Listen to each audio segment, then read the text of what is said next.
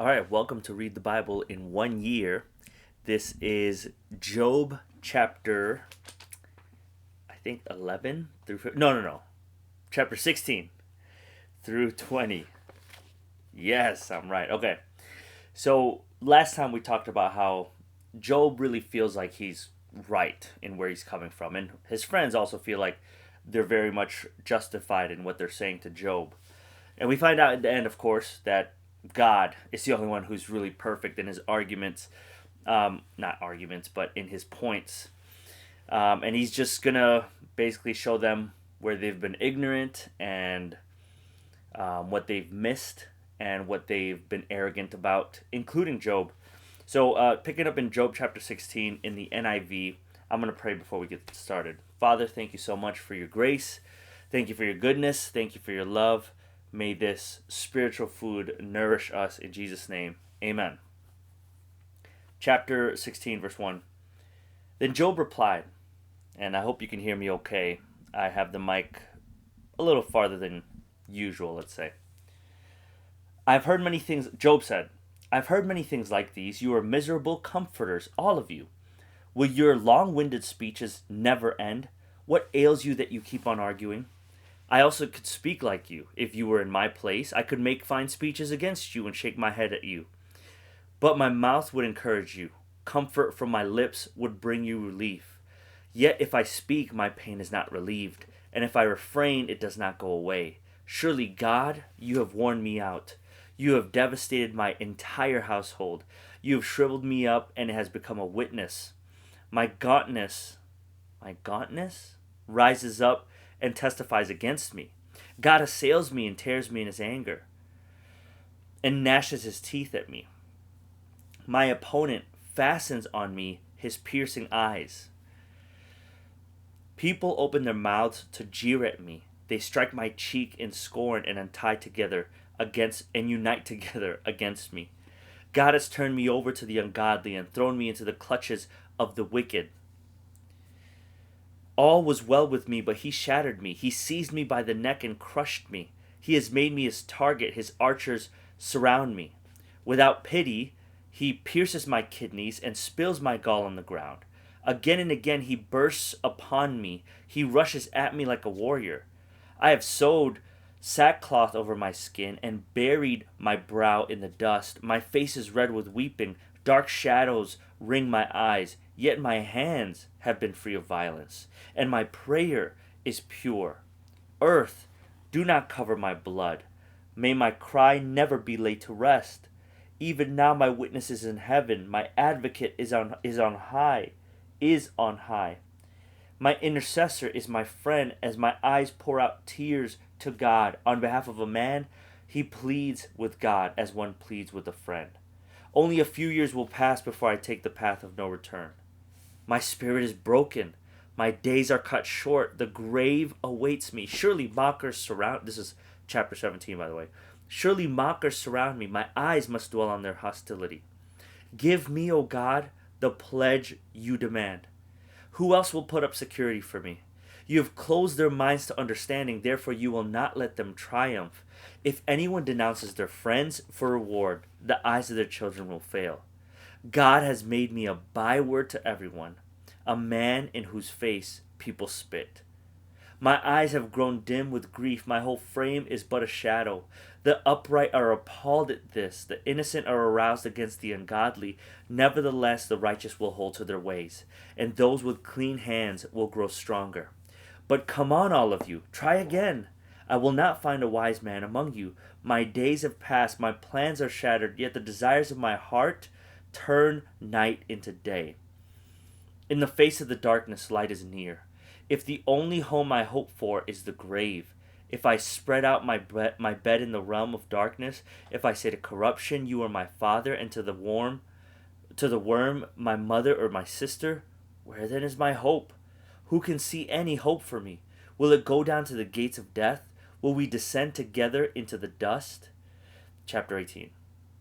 Then Bildad the Shuhite replied, When will you end these speeches? Be sensible, and then we could talk. Why are we regarded as cattle and considered stupid in your sight? You who tear yourself to pieces in your anger, is the earth to be abandoned for your sake? Or must the rocks be moved from their place? The lamp of a wicked man is snuffed out. The flame of his fire stops burning. Again, this is what we mentioned last video, that like his friends, they see things as black and white, although there's many gray, or I don't know if I want to call it gray, but certainly there's more detail and nuance than they are allowing there to be.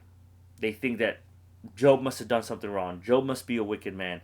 God's not going to punish him for no reason, which is true, but they attribute God's allowing the punishment that Job is receiving right now, or the suffering rather that Job is receiving right now, as a sign of God's disapproval, which it's clearly not according to what God reveals. The light in his tent becomes dark. The lamp beside him goes out, and he's talking about the wicked person. He's saying, this is where he's saying, like, basically only wicked people, this is the stuff that happens to wicked people. His feet thrust him into a net. Oh, the vigor of his step is weakened. His own schemes throw him down. His feet thrust him into a net. He wanders into its mesh. A trap seizes him by the heel. A snare holds him fast. A noose is hidden for him on the ground. A trap lies in his path. Terrors startle him on every side and dog his every step. Calamity is hungry for him. Disaster is ready for him when he falls.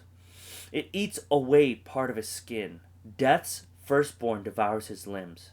He is torn from the security of his tent and marched off to the king of terrors. Fire resides in his tent. Burning sulfur is scattered over his dwelling. His roots dry up below, and his branches wither above. The memory of him perishes from the earth. He has no name in the land. He is driven from light into the realm of darkness and is banished from the world. He has no offspring or descendants among his people, no survivor where he once lived. People of the west are appalled at his fate. Those of the east are seized with horror. Surely such is the dwelling of an evil man. Such is the place of one who does not know God. Chapter 19. Then Job replied.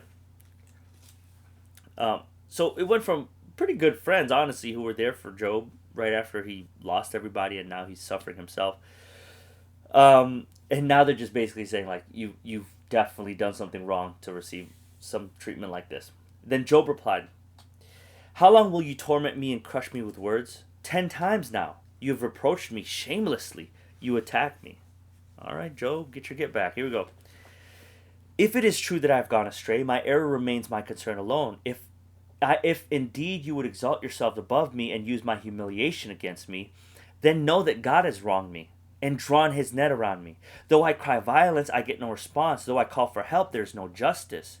He has blocked my way so I cannot pass. He has shrouded my paths in darkness. He has stripped me of my honor and removed the crown from my head. He tears me down on every side till I am gone. He uproots my hope like a tree. His anger burns against me. He counts me among his enemies. His troops advance in force. They build a siege ramp against me and encamp around my tent. He has alienated my family from me. My acquaintances are completely estranged from me. My relatives have gone away. My closest friends have forgotten me. My guests and my female servants count me as a foreigner. They look on me as on a stranger. I summon my servant, but he does not answer, though I beg him with my own mouth. My breath is offensive to my wife. I am loathsome to my own family. Even the little boys scorn me. When I appear, they ridicule me. All my intimate friends detest me. Those I love have turned against me. I am nothing but skin and bones. I have escaped only by the skin of my teeth. Have pity on me, my friends. Have pity, for the hand of God has struck me. Why do you pursue me as God does? Will you never get enough of my flesh? Oh, that my words were recorded, that they were written on a scroll, that they were inscribed with an iron tool on lead, or engraved in rock forever. I know that my Redeemer lives, and that in the end he will stand on the earth. And after my skin has been destroyed, yet in my flesh I will see God. I myself will see him with my own eyes, I and not another. How my heart yearns within me. If you say how we will hound him, since the root of the trouble lies in him, you should fear the sword yourselves, for wrath will bring punishment by the sword, and then you will know that there is judgment. Then Zophar the Naamathite replied, My troubled thoughts tempt me to answer because I am greatly disturbed. I hear a rebuke that dishonors me, and my understanding inspires me to reply. Surely you know how it has been from of old, ever since mankind was placed on the earth, that the mirth of the wicked is brief, the joy of the godless lasts but a lifetime. Though the pride of the godless reaches to the heavens, and his head touches the clouds, he will perish forever, like his own dung. Those who have seen him will say, "Where is he?" Like a dream he flies away, no more to be found, banished like a vision of the night. The eye that saw him will not see him again. His place will look on him no more. His children must make amends to the poor. His own hands must give back his wealth. The youthful vigor that fills his bones will lie with him in the dust. Though evil is sweet in his mouth, and he hides it under his tongue, though he cannot bear to let it go and lets it linger in his mouth, yet his food will turn sour in his stomach. It will become the venom of serpents within him. He will spit out the riches he swallowed. God will make his stomach vomit them up. He will suck the poison of serpents. The fangs of an adder will kill him. He will not enjoy the streams, the rivers flowing with honey and cream. What he toiled for he must give back uneaten. He will not enjoy the profit from his trading, for he has oppressed the poor and left them destitute. Again, another friend who's basically saying, like Job, you must be wicked. Okay. He has seized houses he did not build. Surely he will have no respite from his craving. He cannot save himself by his treasure. Nothing is left for him to devour. His prosperity will not endure. In the midst of his plenty, distress will overtake him. The full force of misery will come upon him. When he has filled his belly, God will vent his burning anger against him and rain down his blows on him. Though he flees from an iron weapon, a bronze-tipped arrow pierces him. He pulls it out of his back, the gleaming point out of his liver. Terrors will come over him. Total darkness lies in wait for his treasures. A fire unfanned will consume him and devour what is left in his tent. The heavens will expose his guilt. The earth will rise up against him. A flood will carry off his house, rushing waters on the day of God's wrath. Such is the fate God allots the wicked, and the heritage appointed for them by God. So that's the reading for today. If anything, honestly, it's one of the things that I learned about helping somebody that's grieving. I thankfully, I guess, haven't had many opportunities because I haven't had that many close people go through that much grief. I don't know why I'm saying it like that, but generally speaking, I've had a few encounters with somebody who really lost somebody who was a direct relative, mother, a son. And what I've learned, especially through the story of Job and through those interactions, is sometimes the best thing you could do is really say nothing and just be there and just be present, be a listening ear, cry with them, provide food, help with the things that must carry on, things in the house, if they have other kids that need help being picked up or also grieving.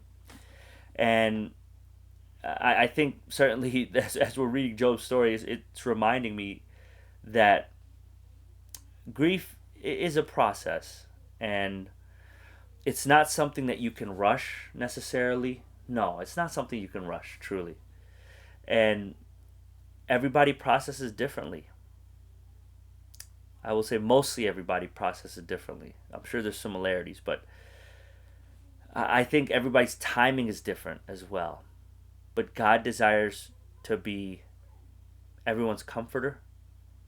The Spirit of God is called the comforter of our soul. And I think we should echo his heart and echo his desire to be a comforter for people by ourselves trying to be sensitive. I really don't think there's any right set of words that will just, snap people out of grief. It's a process. It has to run its course. Otherwise, people bottle it up, and people grieve over different things. It doesn't have to be loss of life. It could be loss of other things. But I think some of the best things that I've learned to do, I'm not saying I'm perfect at it, but I've learned to do is at least just be there, be present, and be a listening ear. God bless you. I'll see you in the next one when we start reading from Job chapter 21.